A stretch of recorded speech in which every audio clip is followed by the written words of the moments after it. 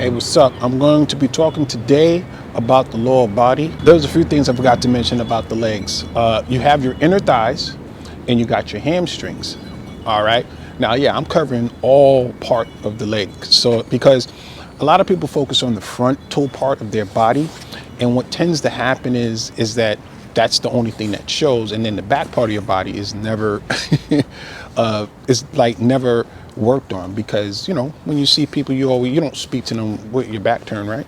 So today I'm going to talk about another part of the other parts of the leg that a lot of people don't pay attention to, and that's going to be your inner thighs and your hamstrings. All right, we're going to start with the inner thighs. Yes, guys, there's a muscle in your inner thighs, and I'm going to get a little scientific here. All right, it's called your gracilis muscle. I'm going to say that one more time: gracilis muscle. And that muscle is the longest muscle in your body. Okay, it spans from the upper part or end part of your crotch, and it goes all the way down to the side of your leg, and it wraps around your front patella. It's a very long muscle, but also it's the most annoying muscle if you ever was to strain it, or if you was to hurt it. So I'm gonna tell you this right now. What I'm about to tell you, be very, very careful, because it's a delicate muscle, and if you strain it, there's nothing you can do about it. The pain is going to be the pain, and you just have to rest. I mean, unless you like severely do something damage to it, whatever, but just straining it, it's a very annoying muscle to hurt. So I'm gonna be very careful in explaining this.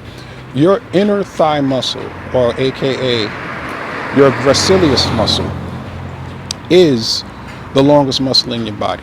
How do you stretch that? Well, you've seen it before. A lot of it is you can sit down and widen your legs and reach forward. That's one way of stretching it. You can stand up and just step to one side and lean and bend that.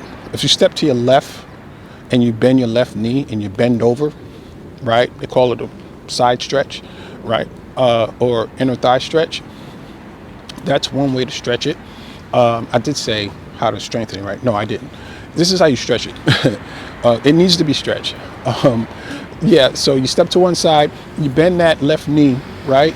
And you pretty much bend that left knee and you bend over. Okay? From there, you push up off that leg and you come back, sit up straight, and bring your feet together. And then you just move on to the next side. That's a stretching portion of it, right? That's the stretching portion of it. The other part to strengthening your gracilis muscle is sitting down, sitting down with your feet is up, right? Legs are stretched out nice and straight. And all you got to do is take your foot and just turn it sideways, and then just lift the straight leg up and down. And boy, oh boy, that, right, you feel that immediately. Why? Because it's not a muscle that most people pay attention to. So I'm explaining one more time. You sit down on your butt, you're sitting up, legs are straight, you turn one leg, one foot sideways, right? Just turn it sideways and then just lift the leg. Make sure your knee and leg is absolutely straight. Do not bend the knee, and you're going to feel it immediately. All right. I would say you may want to do about, 15 to 20 reps if you're on a timer, about 30 seconds. And we could do about 3 sets of those, but your inner thighs are going to be on fire. Okay. But that's one way to strengthen, your inner thighs. All right. One of the very few ways, because your body can contort in certain areas, but to reach muscles, to strengthen it. But if you're not flexible to do those things, that's the one thing you can do. Very simple. Okay. Now, what else with the gracilis muscle? Another thing is, if you're a little bit more, by the way, this video is basically meant for 40 and 50-year-olds and over. All right, guys. So once again, if you're sitting down, if you want to also strengthen, your inner thighs, right? Well, stepping sideways, right, from left to right, will help strengthen it. Also doing wide leg squats. Guys, just by the words that I said, it's exactly what I mean. Your feet should be outside of your shoulders, toes pointed slightly out, right? And squat down and up. That's going to help strengthen not just your quads, but it will strengthen your inner thigh. And that's a good exercise to do, low impact. You know, a lot of it is also a very basic fundamental movement for people who are over 40 or 50 that are looking to get fit. And once again, is a very forgettable muscle that gets sorely missed when you're trying to work out. And that's pretty much it. There's nothing else you can really do to help that. Now, I know for the females, you know, and some of the males, you know, the inner thighs are rubbing. That's body fat. That's not a muscle. All right. You got to eat right, right, to make sure that you know, lose the proper body fat, you know, and that's for another video. All right. So, but if you want to strengthen and be more agile with your movements, you know, so you can step to the side to do things and stuff like that, or if you're in a busy city when there's a crowded people, things of that nature, and you need to step to the side and stuff, you're not off balance, right? It's a good muscle that you use. But if you off step and you do something crazy and strain that muscle, you'll be sitting for about 2 to 3 weeks. I don't care how old you are. That muscle don't have an age. It just pretty much hurts, and you have to give it rest. There's no swelling or none. It's just strained. All right. Moving on to the hamstrings. Well, this is an interesting muscle because, once again, it's very forgotten about when people are trying to be fit over 40 or over 50. Your hamstrings. A lot of exercises to do for your hamstrings. I'm going to name a few, and I'm going to explain a few. But once again, easy to look up via YouTube or via internet. Hamstrings. Well, let me start off like this. With your hamstrings, there's 4. I'm not going to give you the scientific name. You can look that up. They're not weird names, but they're also not the easiest names to remember. But you have 4 of them, okay? I'm going to start with the one that's on the side of your leg. It starts from your hip, and it goes all the way down to the side of your knee, all right? It's literally on your side. You know, if you ever done any like foam rolls, or if you got a massage on the side of your leg, what tends to happen is you feel this like excruciating pain. Well, that's a muscle, and it can be very tight if it's not stretched properly and worked properly. So what I tend to do is, I have for my clients is to lay on their back, take your knee, bring it up toward, take one knee, bring it up towards your chest, right? And then grab that knee and just bring it across your body and let your body turn. And what you're going to feel is a stretch right on that side muscle. Now, some people will say that, oh, that's not a part of your hamstrings, things.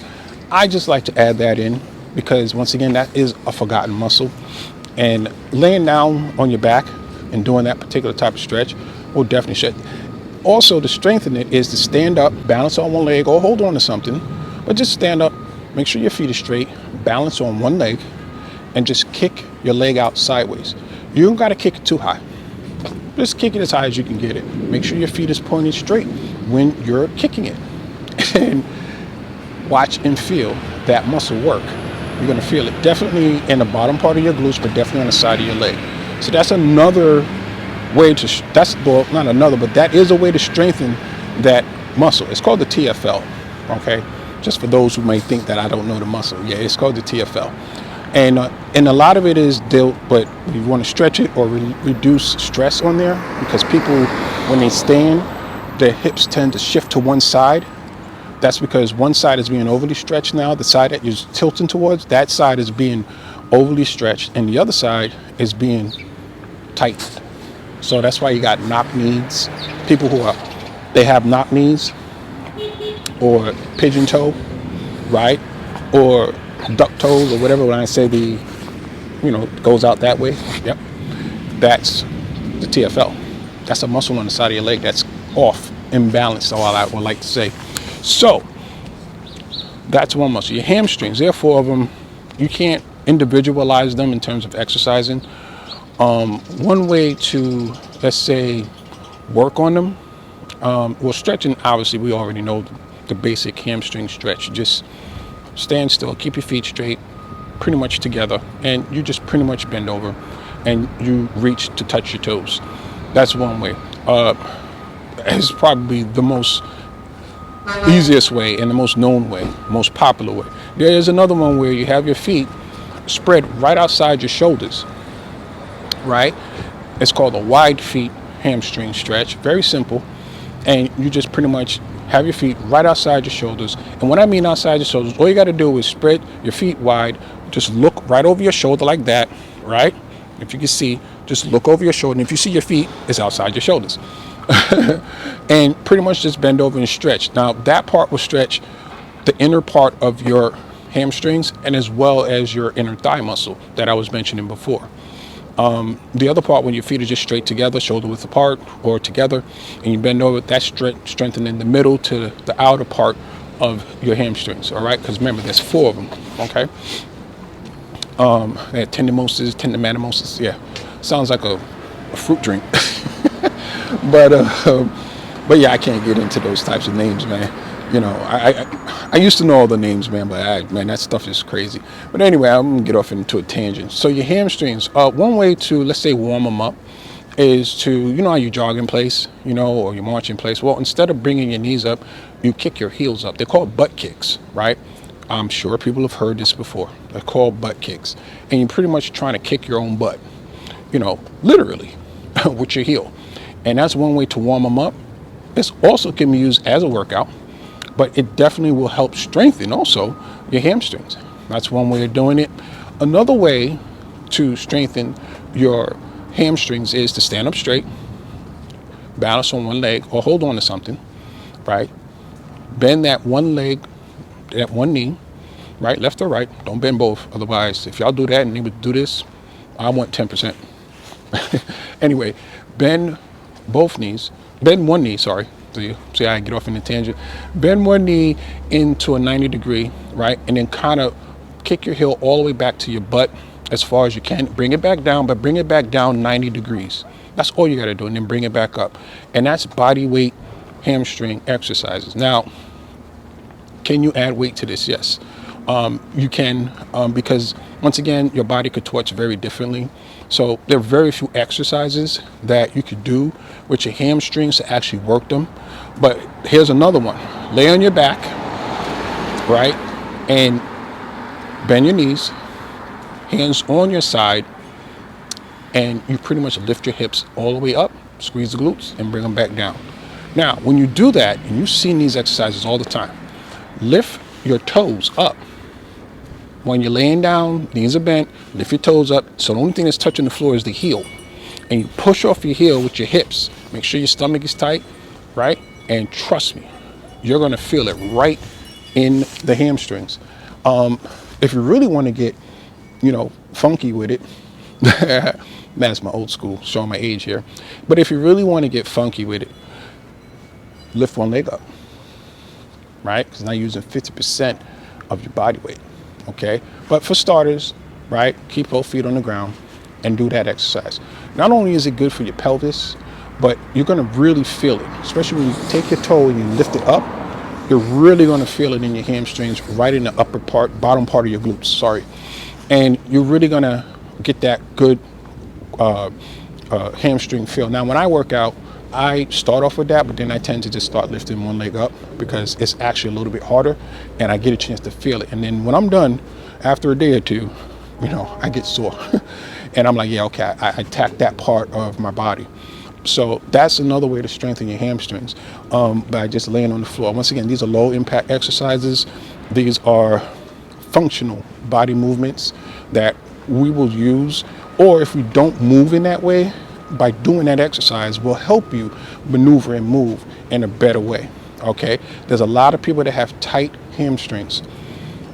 How do I explain this? Tight hamstrings are usually people who, if you can bend over and your hands past your knee, with your feet straight, shoulder width apart, and your hands past your knee, then you got pretty decent flexible hamstrings. If your hand does not go past your knee, your hamstrings are pretty tight. And I wouldn't probably do a workout. I would just do more stretching. And that be the difference. That's for another video when it comes to stretching versus working out a muscle. Because you can very well work a muscle that's tight and that doesn't do anything. So, but yeah, So that's another instance to know if your hamstrings, or if you have tight hamstrings or not. If you have very tight hamstrings, I wouldn't recommend to do those workouts, disclaimer, with tight hamstrings, because once again, you're going to take something tight and now you're going to start to work it, right? So you can pretty much injure yourself. So just be careful with that. All right, guys. And so what else with hamstrings? Oh, that's pretty much it. Hamstrings are not, once again, a popular muscle to use. And a lot of the times people forget about it. And, you know, and if you're using weights, please be careful. Once again, heavy weights, remember your hamstrings are 4, and they're 4 strings, it's like playing a harp. That's how it looks. And they're attached to your glutes, right? And they go all the way down and wrap to your knee. Okay. So if you have tight hamstrings, I wouldn't recommend you exercise them. I would recommend you just stretch them. But if your hamstrings are okay and you're pretty good, the exercises that I mentioned are fairly easy. They're not going to bum you out and tire you out. Another thing I wanted to mention, even from the last video, when you're doing bodyweight exercises and it starts to get real easy, well, here's a next step to it. Do jumping exercises. That for your legs, quads, your calves, hamstrings, glutes, all that good stuff. All right. So that's pretty much it. If you found value in this video, please leave down in the comments. If you have any questions, leave down in the comments and I will get back to you as soon as possible, especially if you have questions, guys. I will definitely thank you for the comments in other videos. I appreciate that. And if you have any questions, I'm more than willing to answer that through a video, as well as maybe reply to it. But I think the best way is to answer it through a video. And once again, I am a personal trainer for over 20 years. I am an online coach. That's kind of where my business is at. So if you are looking for a nice fundamental program with basic movements to get you at least somewhat muscle balanced in certain areas of your body, are dominant where others aren't, and I can help you balance that out as best as possible. Just leave a comment below. Just type fitness, or just type Mike's Fitness, or just email me at Mike's Fitness Corner, all one word, at gmail.com. All right, guys, this is it. I will see you guys on the next video. Later.